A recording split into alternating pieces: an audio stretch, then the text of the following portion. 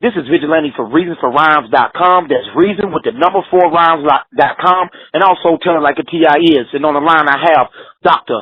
Samori Swygert. What's going on, brother? I'm chilling, brother. I'm chilling. How you doing today? I'm doing pretty good, man. We was talking earlier, man. You came up with something that I think that this would do a lot of the fans for Reason for Rhymes and tell it like it is some real good. So let's talk about the food and the situation that you want to talk about. Yeah, it's what I want to call it is hip hop caveats. You know what I'm saying? A caveat is kind of like that word to the wise. That's that buyer beware. There's a little something else behind that that wall. So you have to kind of always have your psyche prepared for that next level or what's behind door number 2. It's a word of caution, and so. I'm looking at, being a fan of hip hop, growing up in New York in the 80s, all the way up to now, you get to see that vast progression, that transformation, that evolution of hip hop to where it is now.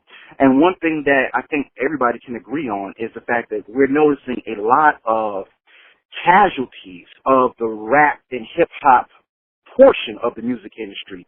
And it's kind of like, I don't want to see a lot of our young people, when I'm talking I mean specifically African-American young kids fall victim anymore. We've seen it every time we turn around. It's the music industry has impregnated the medium of hip-hop to something that's toxic.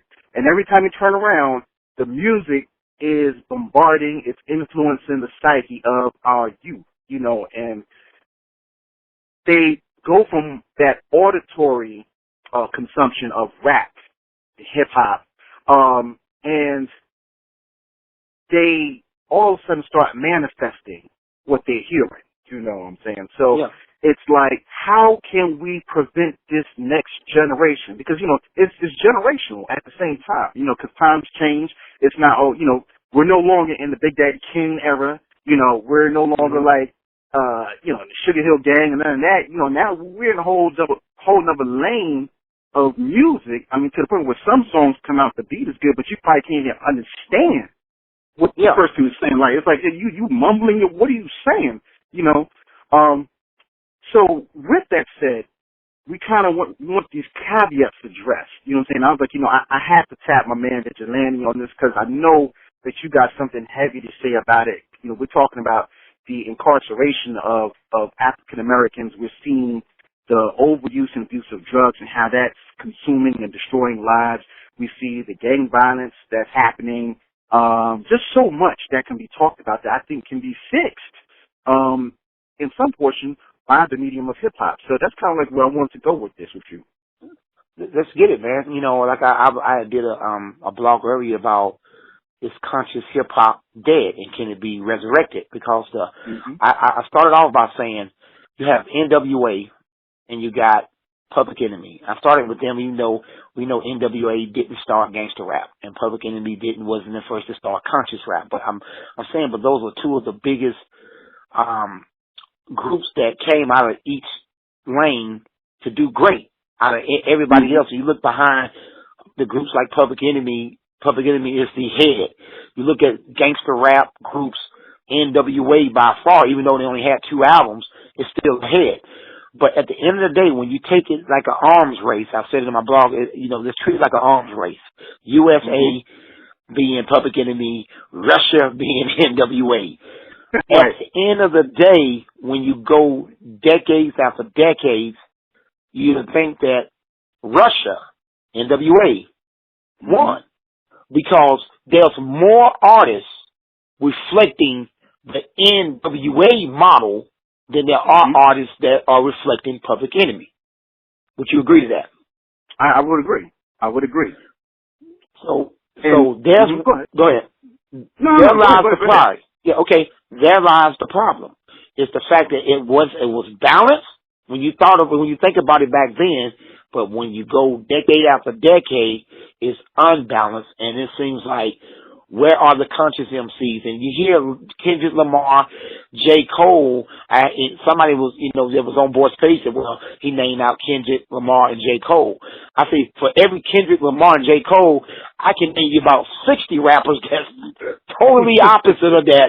And it wasn't, like I say, they're by themselves with swords in their hand, fighting against a system that got automatic weapons against them that's pushing mass incarceration, like you said, that's pushing drugs, that's pushing the disrespect of women, and at the same time, women are disrespecting themselves, twerk videos and this type of thing, everything for money. That money agenda is like, I do anything for money agenda, and when you're going through it, and if you say anything about it, then you're hating on somebody's pockets.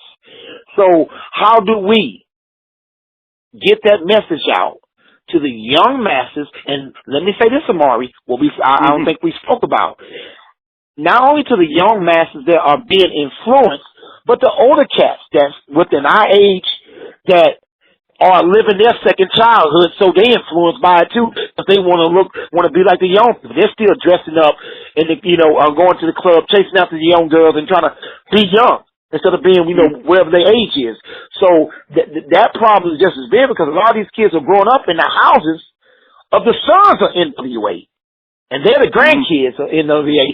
But the son was playing this music and living that lifestyle, so they saw it and they mimic it. And if you looked at it, because with all the killings that's going on right now with young black men and also police brutality that's going on right in our face, y'all. Like I said in the blog earlier, in 1990 or 91, when the Rodney King thing happened, we saw it. We saw Public Enemy speak out about the stuff that was going on in Bensonhurst. Back in the days of Fight the Power. That cannot compare to the Freddie Gray, Sean Dale, Oscar Grant, Walter Scott, Trayvon Martin, Sandra Bland.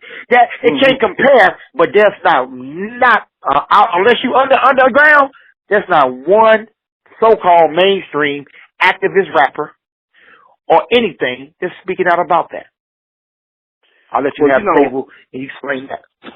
Oh man, you set the table. I mean, you put the fork out, you put the spoon out, you put the knife, the plate, my glass to drink from. We're gonna have a meal. You might have to break this down into you might have to chop this series into 4 parts. We'll do it. We could do so you can just break it down part 1 on this day, part 2 on that day. But no, what it is we have to keep in mind that because we don't run the industry, right? We don't run the industry on policy and power. We are more so that raw material that the industry uses. Kind of like almost any industry, like textile industry, the mining industry. They extract raw material, gold, you know what I'm saying? Silver, iron ore. And then they reshape it and formulate it to something that's usable and can be marketed, can be advertised. It can become a commodity. It can become commercialized for consumer consumption, right? So these hip-hop artists, they are raw material, straight from the ghetto, straight from the gutter, straight from your local neighborhood, your community, that's raw material right there because they all have their unique characteristics. Just like gold has its own certain melting point, silver has its own melting point, you know what I'm saying? Their own boiling point and things of that nature. Different rappers from different communities have different experiences, and they can all speak about those experiences and how they grow up and live and all of that. And so they all have different stories to tell, which is what makes hip-hop diverse. But the record industry says, you know what? Let's extract these guys. I'm going to extract him from Compton like a piece of gold. I'm going to extract this guy from New York like a piece of silver. I'm going to extract this guy from Atlanta like some aluminum. And then we're going to reformulate him, repackage him, distribute him to what we want him to be. You know what I'm saying? So it's like, when you look at the executive boards of all these companies, they don't reflect the raw products from Compton or from a Southside Jamaica, Queens, or from a Harlem or anything like that. So what it is we have to start consistently bombarding our youth with positive messages, positive environments. And when I say environment, that means from the home to when they walk outside of the house in the community, to when they're getting educated in school, to after-school activities, to places of worship. Everything has to become positively reinforced. Then the messages that they rap about become positively reflected. Now, the music industry, they have to see, okay, now how can I handle this? Because it already looks like this raw material has already kind of been processed. How do I do? No, you know what? No, that's when we have to stand up and say, you know what? No, you cannot process and commercialize and turn this into a commodity for sale. We got this now. This is our industry. You know, because see what it is a lot of the young kids, they're amused. They have that allure of all the tapestry, the ornaments, you know, all the bells, whistles, and the amenities of what they see on these videos and what they rap about. You know, like, oh, you know, they got the next Benz, they got the new BM, they got the new Lex, you know, they got the mansion with the pool, they got they got the shorties with the bikinis on by the pool party, they popping bottles all night. You know, everything that just seems right, but that's not what it really is. It is a big lie. Go ahead. It's a big lie. Mm-hmm. Yeah. So here's the deal. You said a mouthful, like you're saying. You know, I'm taking a napkin and I'm wiping it, and let's get to it now. I'm telling the waiter, come back here, fill the drink up, and lay another steak down. What do? You said that. We know that. Let's take a look at country music. When country music started getting out of hand and getting away from its original format, those country stars and fans spoke out against it and went hard. So, oh no, you're not going to make country music this. You know what I'm saying? There's still a divide right now in country music, which has more radio stations than any other stations. You know, you go anywhere, you're going to find a country station way quicker than any hip-hop or urban station. When you drive, just get in your car and go all across the world, you'll find way more country music stations than hip-hop or R&B. And they patrol their music. They patrol it as best as they can, and they will say something about it. I think that because people say, and especially I'm going to refer to Boyd's page, because a lot of them say, well, hip hop's dead and stuff. And in a sense, Nas was like a prophet. You know, people didn't want to accept it at the time, but now they kind of see it like, whoa, he may be right. He may was on to something. But my thing is, how do we, in an industry where we don't have the power, we have many figureheads like Puffy and 50 and Jay-Z, Dr. Dre, that's making money, and they're the faces, but do they really have the raw power? And matter of fact, would it be to their benefit if you switch the music? Would that affect their pockets? Because a lot of them has made the money off the very thing that's hurting us right now. The very thing that's hurting us right now is that they have made millions up to billions of dollars on the culture, but the culture is still unbalanced, unstable, and it is, if you look at Chicago, you look at just out of Chicago alone, there's probably about 10 to 11 rappers under the age of 25 who've been killed on their way to making it big, or from JoJo to, there's so many artists have died because of the gun talk and that particular thing, neighborhoods. Because you tell a kid, one kid who's coming from the block, Southside Chicago, I'm from Southside, come to Southside, you got one that says, hey, I'm staying in the ghetto, but, you know, I'm trying to make it out of here. You got the other one that says, you know, I'm in this trap, and their OGs or guys are bragging about that trap, and you see a lot of money being made out that trap. Why would you want to be Lupe or Common? You see what I'm saying? Why would you want to be that when they can look and see people in other states winning? If Bobby Smurder didn't get reckless, you know, and get caught with the drugs thing, I would have loved to see what would be his follow up to what he was doing for the Hot Nigga song. You see what I'm saying? So these young people was making money. You know, it was one thing when Soulja Boy was just talking about doing a dance. Then you start getting people Soulja Boy age talking about forget the dance, I got a gun. And then you look at who's committing these crimes. It's those people that's mimicking some of the rappers and their environment, and they're not saying I got to get away from this environment. I am embracing this environment. Let's take this, and I'm gonna let you eat some too. Let's take the white rapper, I think from Ohio, by the name of Slim Jesus. He said on Vlad TV that, hey, I don't live that type of life. You just rap about it. Because why? Because he can go and be white, be the Slim Jesus, rapping with a bunch of black guys behind him with guns and so on and so, and he can go back to being white. We can't go back to being nothing but black. That's all we are.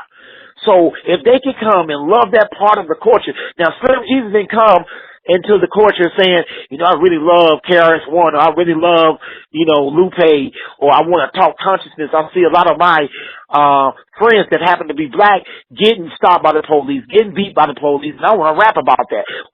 See, that's when you can respect someone outside of the race that come in and want to do this and not be a culture vulture, but want to come in and go, wow, I see what's going on. Because you really got these friends, but none of these rappers talk about that. Even the white rappers, they don't talk about what's going on in the very culture that they say they studied and grew up with. They don't talk about it in their music.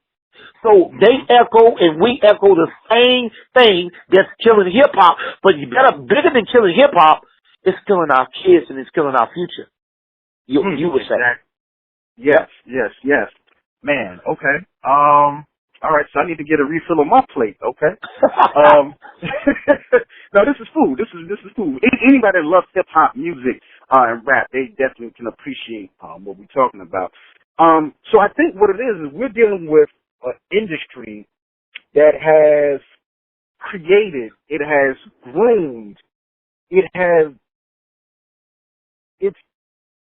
orchestrated the appetite, our audio appetite. What there it is. It has created our audio appetite. It dictates what we think we should hear.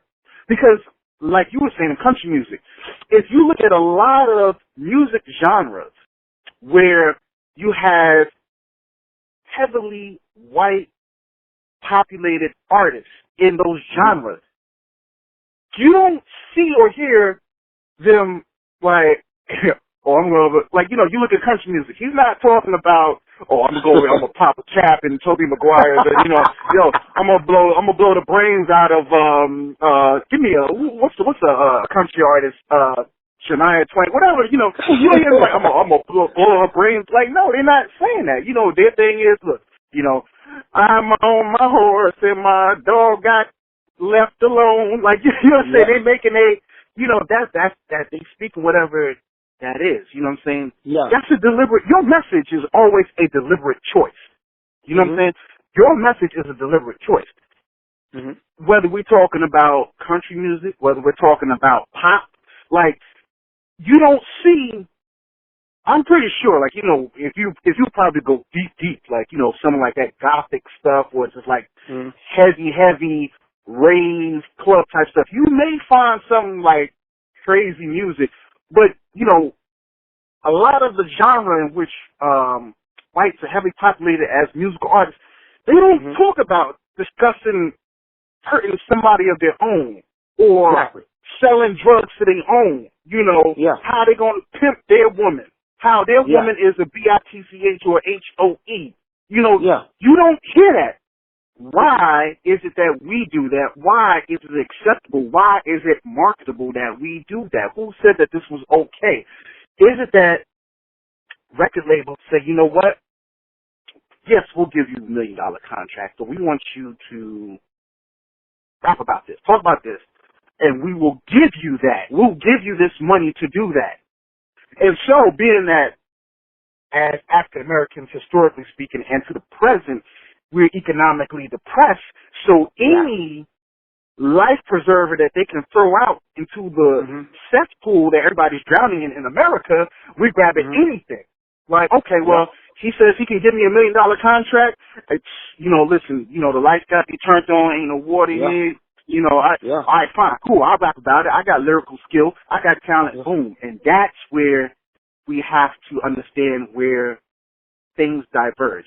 You have skill. You have talent. That is the raw material. What you use, what you decide to infuse your raw talent, your lyrical skill with, that's where it diverges. Because you don't have to talk about slinging drugs, how many birds you sold and moved and all of that. And, that right there, we allow the music industry to come in and do that.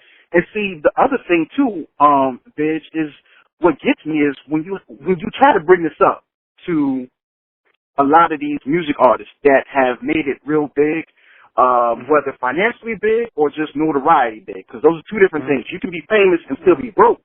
And you have some that are famous and they're financially well off.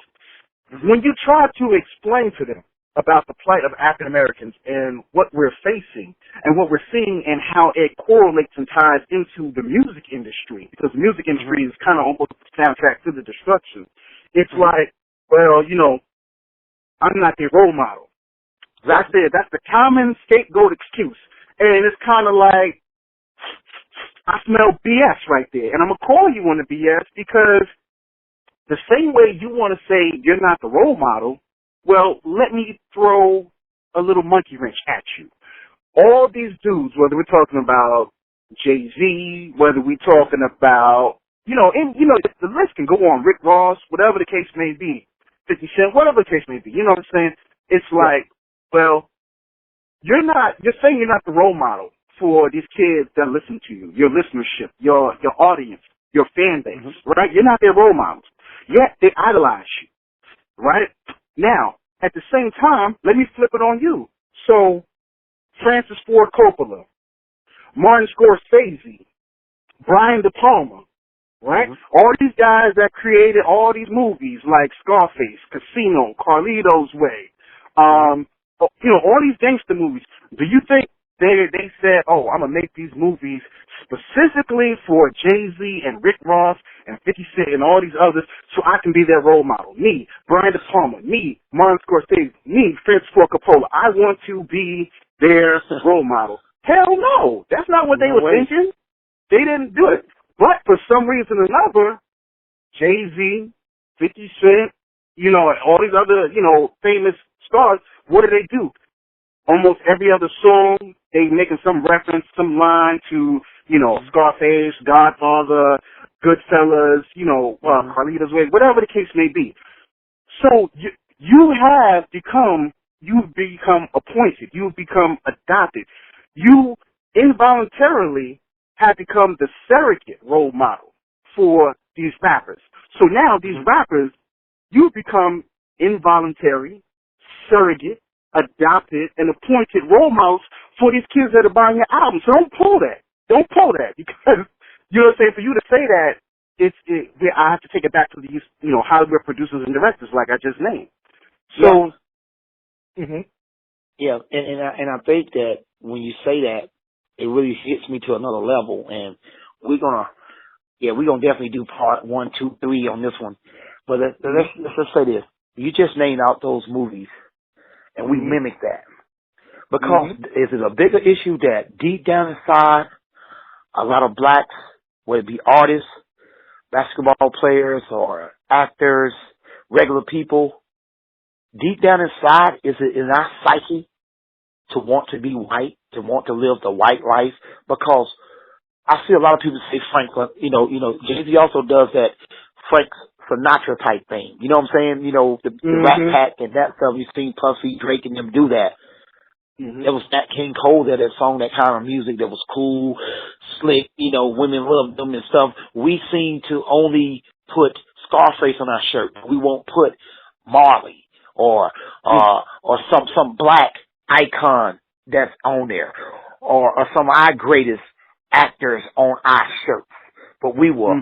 Scarface ain't even a real person. You know what I'm saying? But yeah, he's just as iconic as anybody. He's as iconic as anybody, and he's make believe. That's like me having, Tom and Jerry, on my shirt and just swear by it. You know what I'm saying? I'm going to chase that mouse till I get him. You know, and you lose it. And that's what, ironically, let me just tap myself. Ironically, that's what it is. Hip-hop, and the industry of hip-hop is the mouth. The rappers are Tom. In their mind, they think that they're going to get Jerry. Every time. I got him. Bam. He escapes every single time. He's undefeated. He's never took a loss to Tom. Tom has never beat Jerry. Why? Because it's in the script for you to never win. It's written there because if you follow my rules and my plans, if you follow it, if you don't deviate, you're never going to win. Right. That's what people don't understand. We'll let one or two get in. You know what I'm saying? To make it look like you're winning. But for every 2 or 3 that's in, Dre, 50 Cent, you know what I'm saying, Jay-Z, Puffy, that's a whole mass of people that's not even close to winning, losing, bankruptcy, going through it, frustrated, don't know why. And I feel sorry for rappers with the skills, with the intent to want to do right, and with the intent and the ability to create masterpieces that will not see the light of day, because the industry will not let them in. And the sad thing about it, we create a lot of stuff. We create clothing. Hip-hop is the gift that keeps giving. People get basketball schools and colleges have changed how they dress, their the colors of their uniform to make it look more hip-hop. Well, black shoes and all this thing that hip-hop is influenced from the time of NWA and East Coast wearing starter jackets and stuff like that. And Run DMC having people hold their Adidas in the air. The LL Cool J Troops back in the days. So even Troop was a great jogging suit, and everybody wore Troops because the rappers wore it. Think about the marketing to the point that we can't say to ourselves, if we can create all this stuff and make all them billionaires, but yet we can't say, you know what, let's start our own station and make that, they get our own distribution channel and do that. Why is that? See, that's the thing. You got the same people running that, and they control it. The movie houses, the same way. To try to get your movie, you got to go through that. We see how much that Kanye West complained about how he can't get into the clothing industry. They don't care about your money, Kanye. We're not going to let you into that part, but you can work for us. We're not going to really practice Boyd's financial Juneteenth, Black Wall Street mentality, and create. Think about it. They copy us. So that means that if we create our own thing, why not let them copy us and go through us to get the validation instead of reverse? No, you're right. And the thing is, what we have to do is we have to change the onus, change the focus, change the goal of what the people want. Then the industry will adjust to us. See, it's kind of like they've got it to the point where they manipulated it so that we're constantly saying, oh, we like this, we want this. And so they're telling these rappers that they give them these contracts to rap about this because this is what's selling. So they create the market. Then they handpick the artists to keep influencing the consumers who are the listeners to buy these albums. And so it's kind of like if we, as individuals, like, in the community, your regular Joe Blow, all the way from the most street dude all the way up to your white collar, 7-figure black person. If everybody is thinking along the lines of elevated awareness, consciousness, if we're community oriented, guess what? The rappers are going to be forced and dictated to rap about that because that is what the people want. So the industry will have to bend to the desires of the people that are listening because they're saying, look, you know what? We don't want to hear that. So now what it is you have a product that's not selling. So you have to change, the person that is, your salesman, which is the artist. The artist is the salesman of the idea. So we as individuals have to change our psyche and what we consume. Once we change what we consume and what our appetite and our demand is, the artist is going to be forced to change his message. All he is the messenger. You know what I'm saying? And the music, but it's gonna be just. Go ahead. Go ahead. The music, go ahead. and I think it's gonna be hard though. Okay, let's we're in it, but I'll let you have a last word. This will be part one. There's a reason I said that would be hard, Dr. Samori, is the fact of the matter is, let's trade it. Let's segue this into being health. Our health. Until we get diabetes, and even when you get diabetes, can you get off that sweet taste of that sugar, that barbecue, and all stuff, and eat that healthy food? That's the thing, because you know you painted it perfectly. That if the community say that we don't want to hear that stuff, but if I don't make everyone in the community hooked to my drug, then you're not gonna have nobody else, because they're all like zombies. You're not gonna have nobody else that's gonna really push out there. Because the reason I say that, and it's sad that I say that, is we are seeing black men choked out, shot with no guns, unarmed. Even a black woman killed, whatever you want to say, killed herself, whatever, slammed down. Our 14-year-old daughters get slammed to the grass and screaming for their parents, and nobody's there to help her but watch. And the community has did what? And you got, Black Lives Matter. You got a few people that's murmuring, but it shouldn't even just be them. It should be way bigger than that. It should be way more people, but nobody's willing to risk anything. In the 60s, in 50s and on down, they had no choice because they was being lynched. They couldn't drink out the same water fountain. Now, we're drinking out the same water fountain. Now they're telling you, hey, you got just as much opportunity as us. Look at this. You got a black president.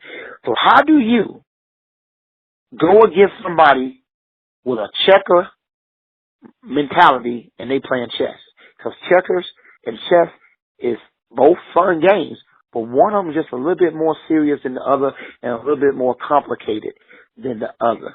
And even though you say I'm the best checkers player in the world, you come in on a chessboard. Some things are similar. How the squares are, but how they move is totally different. And you can't win that way. You know what I'm saying? And that's what I see. But I'll let you have the last word.